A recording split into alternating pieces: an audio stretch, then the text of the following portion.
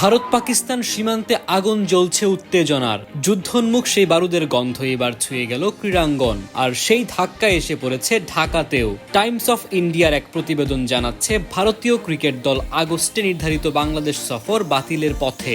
Officially কিছু না বললেও বিসিসিআইয়ের ভেতর থেকে জানা যাচ্ছে, সফরটা আমাদের ক্যালেন্ডারে থাকলেও পরিস্থিতি যেদিকে যাচ্ছে সেটা এখন আর নিরাপদ নয়। প্রতিবেশী বাংলাদেশের সঙ্গে বেশ কয়েক মাস ধরে শীতল সম্পর্ক চলছে ভারতের। এর মধ্যে নতুন করে উত্তেজনা আরও বেড়েছে। আগামী আগস্টে সাদা বলের ফরম্যাটে সিরিজ খেলতে বাংলাদেশে আসার কথা রয়েছে ভারতের। ইতোমধ্যে 3 ওয়ানডে এবং 3 ম্যাচের টি-20 সিরিজের সময়সূচি ঘোষণা করেছে বিসিবি। তবে সাম্প্রতিক উত্তেজনায় আসন্ন সিরিজটির ভবিষ্যৎ নিয়ে অনিশ্চয়তা দেখা দিয়েছে।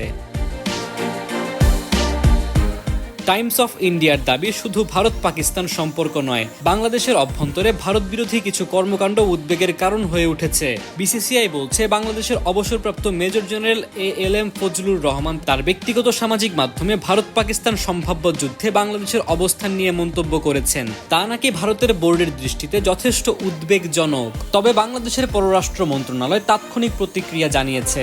এক বিজ্ঞপ্তিতে তারা জানিয়েছে, এটি সম্পূর্ণভাবে মেজর জেনারেলের ব্যক্তিগত মত। বাংলাদেশের রাষ্ট্রীয় অবস্থানের সঙ্গে এর কোনো যোগ নেই। কিন্তু ততক্ষণে ক্ষত তৈরি হয়ে গেছে। কূটনৈতিক উত্তেজনার সেই চাপে শুধু এই সিরিজে নয়, ঢুকছে পুরো এশিয়া কাপও। চলতি বছর ভারতের মাটিতে অনুষ্ঠিতব্য এই প্রতিযোগিতায় পাকিস্তানের অংশগ্রহণ নিয়ে আগে থেকেই প্রশ্ন ছিল। এখন সেই দ্বিপাক্ষিক উত্তেজনার ছায়া বাংলাদেশ সফরেও। ক্রিকেট, কূটনীতি আর রাজনীতি, উপমহাদেশে এই তিনের সীমানা আজ অস্পষ্ট। এক একটা বল ঘুরছে মাঠের বাইরে, এক একটা সিদ্ধান্তে ঝুলছে কোটি ক্রিকেট প্রেমীর স্বপ্ন। এবার প্রশ্ন একটাই, ক্রিকেট কি শুধু খেলার নাম, নাকি কূটনৈতিক দাবার ছকের এক চলন্ত গুটি? মুবিন আহমেদ, সময়ের আলো।